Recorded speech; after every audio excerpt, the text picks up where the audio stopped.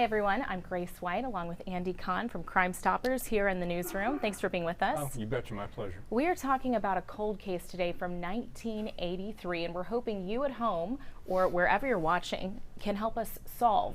It was the murders of 3 realtors in West Houston inside a real estate office: Elizabeth Shoemate, Joanne Brown, Frances Ivy. And as we look back at some of this file footage from our archives, Andy, what is it about this case that you've always remembered? I didn't actually know anything about it until one of our board members at Crime Stoppers stopped me in the hallway. And I had just gotten over there, so it was like a few months into when I first started at Crime Stoppers. And he asked me if I would look into this case. He said it's always bothered him that this case involving the 3 realtors was unsolved. And he just nonchalantly said, "Can you look into it?" And I started looking into it, and I was dumbfounded because you had a triple murder, which is a capital murder. Very rare. Very rare. 3 inside women. of an affluential area of town, part of town, inside their business on a Friday, in which they were basically bound and gagged, robbed and shot in the back of the head. And I could literally find little media coverage of this case. So I was really puzzled at first, and that kind of intrigued me as to what was going on. And it kind of brings us to where we are today with all this. And I've been banging my head trying to get somebody to pay attention to this. I remember distinctly trying to track down the family members.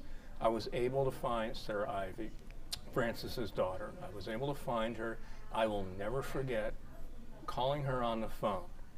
And the conversation: "Hi, I'm Andy Kahn with Crime Stoppers. I'm assuming this is Sarah. Just want to talk to you about your mother's case." And Sarah told me, she just gasped. She was driving. She said, "I literally had to pull the car over to the side because no official had reached out to myself or my family in 25 plus years." She said, "I was unstunned that someone was contacting me about this." And then we got to talking. We agreed to meet at a coffee shop, and that's pretty much where I said, "You know what, we're going to put this case back on the map," and you're doing that. Well, happy to do it. I mean, this case needs attention, and you spoke about Sarah. We've had the chance to interview her and her sister Helen about their mother, Frances Ivy, but there are 2 other families that we got the chance to talk to because we've spent months kind of investigating this case. And one piece of footage we want to show you is from Oprah. This case was featured on Oprah in the 90s, and we dug through our archives and actually found this tape. It took us a while, which is why you see the pre-roll here counting down to our archives, but this is a piece. I've never seen any of this. Yeah, so it's a piece of tape that helped us find these 3 families. And they all spoke about their mothers, beloved women in the society, very involved, women who loved their jobs as realtors and loved that office. They weren't the only 3 women who worked in that office. There were many agents. It was Elizabeth Shoemate's real estate company, and that is Dave Calhoun, the original detective. And it's fascinating because, as you mentioned, it's been almost 40 years. And there's the suspect sketch that was released at the time. So this was released back in 1983, the suspect sketch. And the fact that this made national news with Oprah. Yeah. And these are Joanne Brown's daughters, one we're speaking to for our story tonight at 10. So if you are looking for more information on this case, if you want to hear from these families, maybe you were living in Houston or you heard this headline around the world, or you think maybe you can take a look at the crime scene photos and kind of put together the pieces, or you have a tip for us or for investigators, we want to hear from you. Our story will be on channel 11 tonight at 10, and we'll have a kind of a big piece online where you can look at this footage from our archives, which is pretty unique to have this all these years later. And you can walk through some of these crime scene photos. But if you lived in West Houston around that time, that little Victorian house that all these women worked in was very memorable to these families. It was a big part of their life, and obviously that was where these women worked and felt safe. Andy, you know, timing is everything, and I think obviously when you go back and look at this in 1983, this happened, I believe, the day after Hurricane Alicia hit. Right. And so Day it after didn't the get the attention, obviously, that it richly deserved because of all the hurricane coverage. So it kind of, I guess you would say, for lack of better words, just kind of got lost in the shuffle of media covering cases, which explains why I could find little, if any, cover of this case.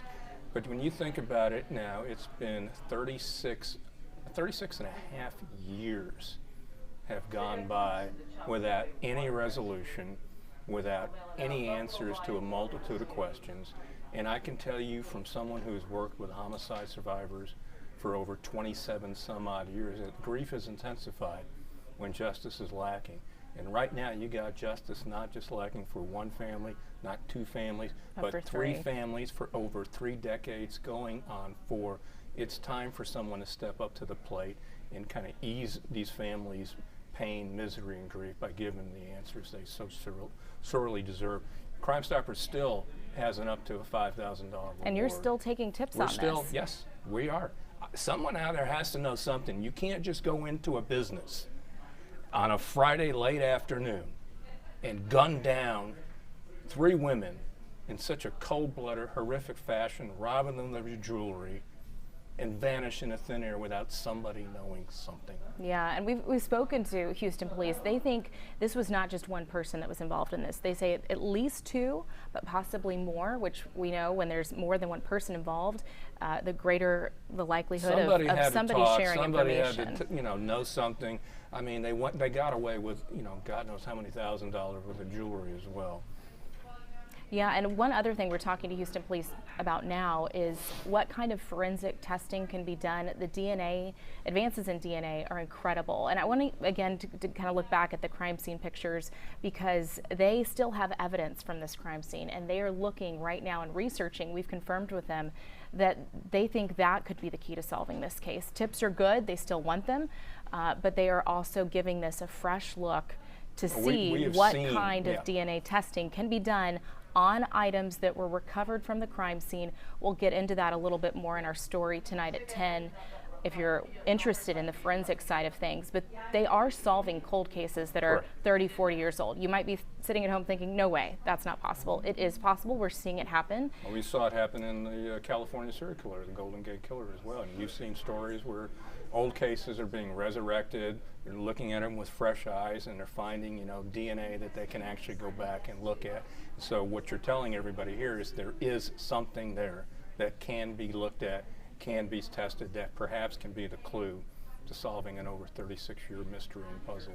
So if people have tips at home or they remember something, any amount of information, even small, is important. Andy, what's the best way to get that to Crime Stoppers and Houston Police? You can contact us in one of 3 ways. You can call us at 713-222-TIPS. You can submit a tip online at www.crime-stoppers.org. You can even use our mobile app, available in over 20 languages. And always remember, all tips, you are anonymous, and you can be eligible for an up to a $5,000 reward. So it's time for someone to step up to the plate, do the right thing, and give this family some peace and semblance of justice, so sorely lacking 36 years plus later. All right, well, thanks, Andy. If you have questions about this case, or you have another case that we can look into for our Missing Pieces series, please leave a comment, email me, gwhite@khou.com. I would love to hear from you, and I would love to see justice for these families.